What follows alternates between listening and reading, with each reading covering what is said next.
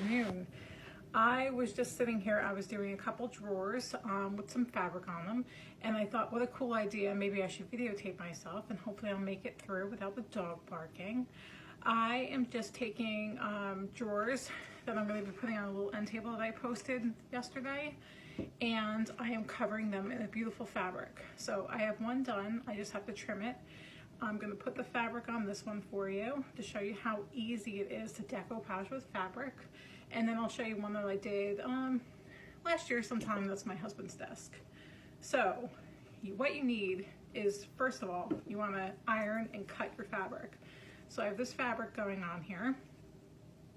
We're going to put it down on there. It's all cut and ready. The pattern matches up to the other one, so I'm all good on that already. I marked out where the center was with a, oops, I'm backwards. I marked out where the center was with a pen, so I know exactly where my center is going to go. So I'm all ready here. So what you do need is Modge Podge for fabric. It says it's for fabric applique, but it works just fine on this. I've done it 4 or 5 times now, so it's perfect. You want a sponge applicator, works much better than brushes, and you just liberally apply it, making sure you get along your edges. So no need to be super neat, it's fine. You just want to really make sure you get your corners and all along the edge.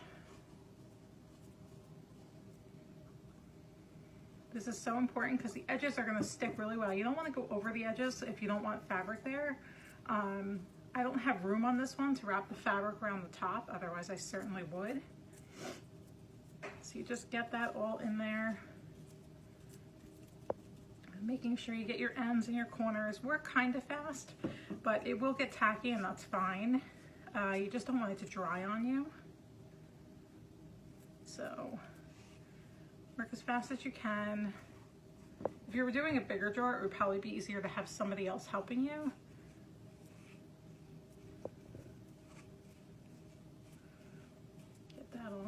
Like I said, it doesn't need to be perfect, you just need to make sure you have it on. So anywhere it looks thin, you might just want to grab a little bit more on your brush and get it in there. Now if you do use a brush, it might be a little bit easier to get on, but sometimes you get bristles, and bristles show up like crazy under fabric. It's happened to me. It was actually very upsetting. And I had to pull it off and redo it, which was not fun. All right, so put your foam down. Now I have a clear center of where this fabric is.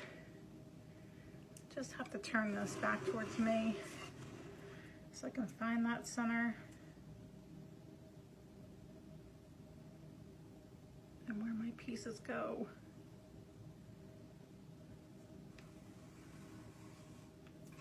Just going to take my other drawer and make sure I'm lined up right before I actually get myself glued down there. Okay, so that looks good. And just like any other decoupaging, you just want to smooth it out as quickly as possible. Hopefully you can see what I'm doing here. I'm just smoothing the whole thing out, making sure that it's on there really, really well. Make sure you press down those corners. You're not going to worry about fabric that's coming over the edge because we will take care of that.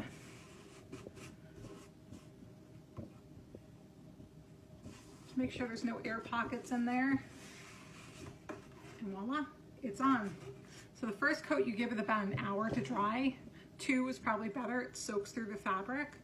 I don't have one that's ready to go yet for a second coat, but I do have my other drawer that's done.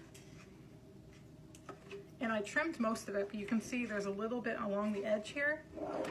You just take a pair of fabric scissors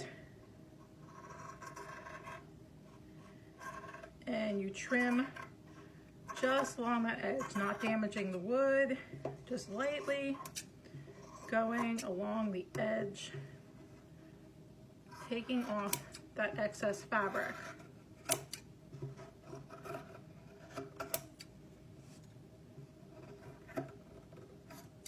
Certain point you'll have to come from the other way. You could do this with a really sharp blade also. You want to get as close as possible because when this dries in about an hour, Now this is about done for about 20 minutes, so it's hard enough that it's not peeling up the fabric. I can feel the fabric getting hard on there.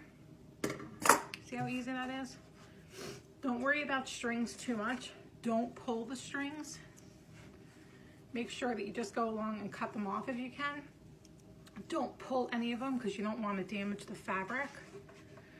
So what's going to happen now is you're going to let it dry for about an hour. Excuse me.